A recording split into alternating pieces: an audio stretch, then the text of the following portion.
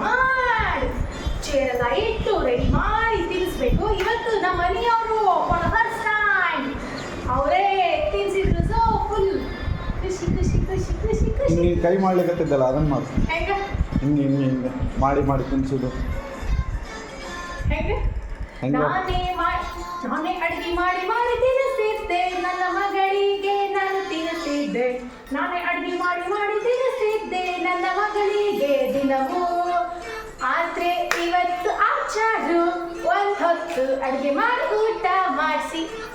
ಆದ್ರೆ ಇವತ್ತು ಆಚಾರು ಮಗನಿಗೆ ಊಟ ಮಾಡಿಸಿದ್ರು. ಈಗ ನನಗೆ ಖುಷಿ ಖುಷಿ ಖುಷಿ ಖುಷಿ ಖುಷಿ ಖುಷಿ ಆಗ್ತಾ ಇದೆ.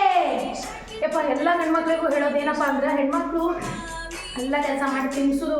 ಕೆಲವೊಮ್ಮೆ ಮಕ್ಕಳು ತಿನ್ಲಿಕ್ಕೆ ಹಠ ಮಾಡಿದ್ರೆ ಎಷ್ಟು ತ್ರಾಸ ಆಗ್ತದೆ ಅಂತಂದ್ರೆ, ಒಂದು ಹೊತ್ತಾದರೂ ಮನೆಯಾಗಿದ್ದವ್ರು ಯಾರು, ಸ್ಪೆಷಲಿ ಹಸ್ಬೆಂಡ್ ಅಂದರೆ ಗಂಡಂದರು, ಮಕ್ಕಳಿಗೆ ಊಟ ಮಾಡಿಸಿ ಹೆಣ್ಮಕ್ಳ ಸ್ಟ್ರೆಸ್ಸನ್ನು ಸ್ವಲ್ಪ ಕಡಿಮೆ ಮಾಡಿ.